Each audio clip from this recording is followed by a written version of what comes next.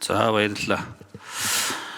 За гэрээний энэ хоёрт нүүрс худалдан авах урт хугацааны гэрээ гэдэг дээр нүүрсний үн унсан бас нэг шалтгаан бас би одоо л ойлгож байна. Энэ гэрээ Сойрхон Батлагтай холбогдож улсын хурлаар хэлцэгтэй холбогдуулж нүүрсний үнийг одоо бас зориуд бууруулсан байна гэж би хувьдаа ойлгож байна. Яагаад тэгэхээр та бүхэн гэрээндээ анхны үнэ хэлцэрт гарын үсэг зурхаас өмнөх өдрийн одоо ханшаар тооцно гэдэг ингээд оруулсан байгаа байхгүй юу. Тэгэхээр манай нүүрс оргил үедээ хэд байлаа. Өнөөдөр хэд болцсон байна. Тэгээ цаа тал чинь энийг хараад ингээд одоо бас нүүрснийхөө үнийг бууруулж агаад онгарангууд зориудаар тэгээ энэ Сойрхон Батлах энэ хугацаанд анхны үнэ хямдар тооцох ийм л одоо бас бизнесийн арга ухаан байсан юм уу гэж би харж байгаа юм. Тэгэхээр Туван сайдаас энэний зөрүүнд бид нар ямар алдагдал хүлээх ийм эрсдэл үүсэж байна.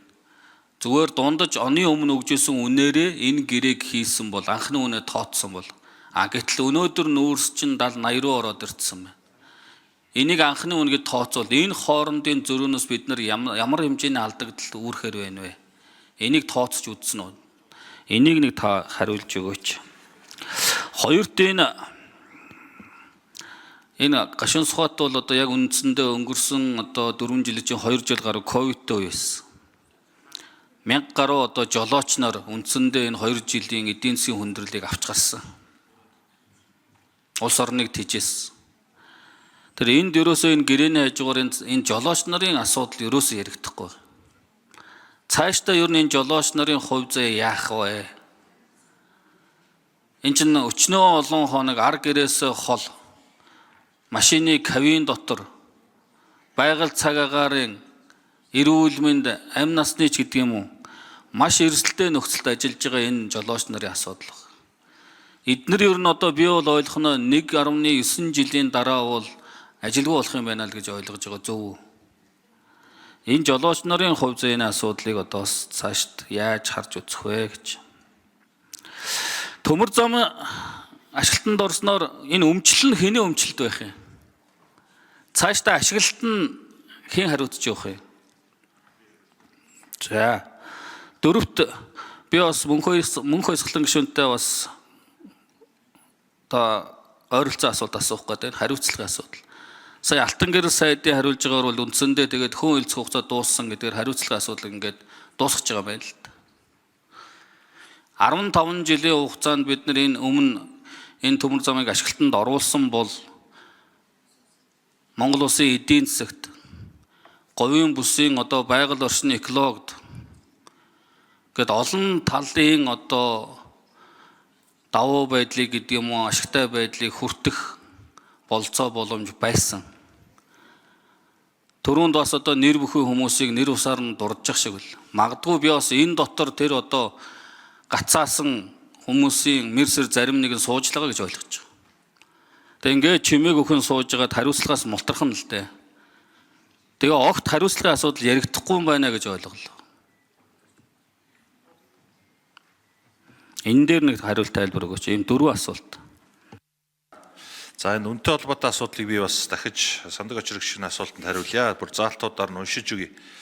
Энэ хэлцээрийн 4-р заалтан дотор гашуун сухат ганц мод чиглийн төмөр замын тээврийн багтаамж эдийн засгийн үр хөгжийг хангах зорилгоор нүүрс худалдаах урт хугацааны гэрээний үнийг тогтоохдоо Эрдэнэс тавталгын компани урт хугацаатай байгуулсан гэрээний нөхцөл үнийн аргачлалыг жишг болгож гэрээний хугацааг хэлэлцээ хийж эхлэнтэй уялдуулан 16 жилээр тогтоох гэж байгаа.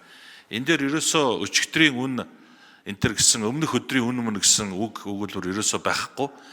Би түрүү хэлсэн тавталгоогоос зарагдж байгаа нүүрс маань 2 одоо замаар зарагдж байгаа. Нэг нь уул уурхайн биержээр арилжаалагдсан үнээр нөгөөх нь бол өмнө байгуулагдсан урт хугацаатай гэрээ байгуулсан 4 гэрээний нүүрсний үн гэсэн ийм гэрээний нүүрсийг өгөх гэсэн ийм байдлаар явагдаж байгаа. За тэгээд энэ гэрээнүүдийн хамгийн одоо сүүлд баталгаажсан үнэн дээр нэмэх нь нөгөө сонгогдсон одоо индексүүдийн тохируулгыг ашиглаж энэ үн бүрднэ гэж ингэж ойлгож болно. За дээрэс нь эдгээр доктортой одоо хийгдсэн 4 гэрээний үн бол одоо тээврийн зардал ороогүй нь байгаа. Биржээр арилжаалагж байгаа нь бол хятадын талын одоо бомбтон дээр очиж буулгаж өгөх хүртэл үн орсон байгаа. Тэгэхээр хүмүүс энэ тээвэргүй үнийг нь хараад ийм хямд үнээр борлуулж байгаа юм байна гэдэг ийм одоо ойлголттой болдог. Яг бодит байдлаар өнөөдөр биржээр одоо зарласан байгаа үн бол коксчих нүүрсэн дээр бол бид нар 91 одоо долларын үнэтэй 3.1 коксчих дээр 67.8 долларын үнэтэй эрчим хүчний нүүрсэн дээр бол 40.7 долларын үнэтэй байгаа. Энэ үннүүд дотор хил хүртэлх хөргөлтийн буюу даф нөхцөлийн тээврийн үннүүд орсон үн энэ байгаа. Тэгэхээр энэ хоёрын зөрүү гэж ингэж ойлгогдоод байна. За өнгөрсөн мэдээж онууд дээр бол нүүрсний үн бол янз бүр байсан. Дундаж нүүрсний үн бол 120 орчим доллар байсан. Бид нар төсөв дээрээ бол 105 доллараар авсан. Өнөөдрийн байдлаар бол нүүрсний дундаж үн бол 80 доллар орчмын хэмжээтэй байгаа гэдгийг хэлье. За жолооч болон төмөр замтай асуудлыг дээгээс. За Борхуугийн дэлгэр сайхан сайд хариулт өгье. За сандугч хэрэгшүүний асуултанд хариулъя. За жолооч нарын асуудлын хувьд бол энэ машины тээвэр бол цаашдаа үргэлжилж хийгдэнэ. Тэгэхээр зэрэг үүнтэй холбогдуулаад сая засгийн газраас томилогдсон экспортыг сайжруулах ажлын банк өнгөрсөн 7 хоногт гашуун сухбатаар ажилласан.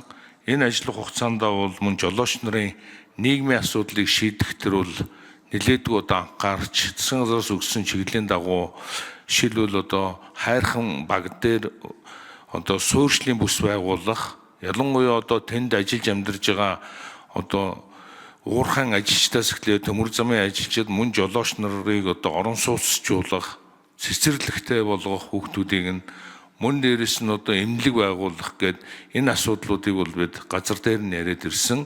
Тэгээ эмнэлгийг бол одоо жохлон сайд энэ онд нь одоо мөнгийг нь гараад хамгийн түрүүнд эмнэлгийн асуудлыг шийднэ гэдгийг хэлсэн.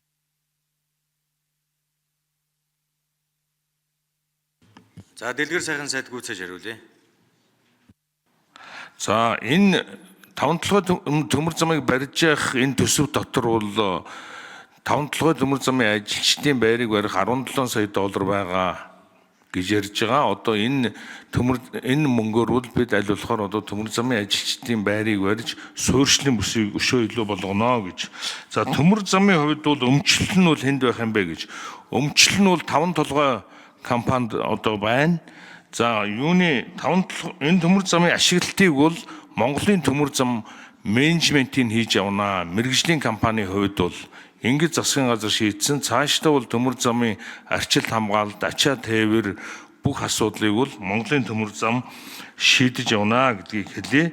За тэгээд бид бол аль болохоор бас одоо өөрийн чинь хэлдгээр энд ажиллаж амьдарж байгаа хүмүүсийн жолооч гэлтгөө одоо бүхэл хүмүүсийн нийгмийн асуудлыг одоо шийдэхин төлөө засгийн газар бас ингээд ажлын хэсэг байгуулад ажиллаж. За цэндийн сандаг очиргшүүн тодруулжсоё. Гэхдээ Товон сайдаа би маш тодорхой асуулт асуусан шүү дээ. Оны өмнөх 120 доллартай байсан тохиолдолд өнөөдөр бид нар гэрээгээ ивэл анхныхаа үнийг тэндээс тооцвол бид нар цаашдаа ямар хэмжээний орлого олж болох вэ? Өнөөдөр унтсан байгаа тохиолдолд 80 доллараар тооцоход энэ хоёрын хоорондын алдагдал хэдвэ? Тэгээд бид нар бол бас л нөгөө талдаа монжуулж яана л гэсэн үг шүү дээ. Алдагдaltaй л гэрээ байгуулж яана гэсэн. Яагаад тэгэхээр цаа тал чинь зориудаар гэрээ нүүрснийхөө үнийг унгаж байгаа л энэ гэрээг хийлгэж шүү дээ. Яагаад тэгэхээр та бүхэн гэрээндээ болохоор анхны үнийг гэрээ байгуулахын урдх өмнөх өдрөө тооцно гэж оруулчихж байгаа байхгүй. Тэгэхээр бид нар чинь цаадуул чинь өнөө унгаж байгаа л зориуд энэ хаанасаа тооцох вэ гэдэг. Тэр таны тэр нэмэгдэл одоо юу гэдэг одоо хамтран сонгож авах удирдлын индексийн тохируулгыг чинь ойлгож байна. Анхны үнийг чинь би асууад шүү дээ. Энэ хоорондын зөрүү та нарт эдийн засгийн тооцоо байна уугүй юу? Ямар хэмжээний бид хүн алдагдал. За цэвэг дөржийн Товон сайд нэмж хариулъя.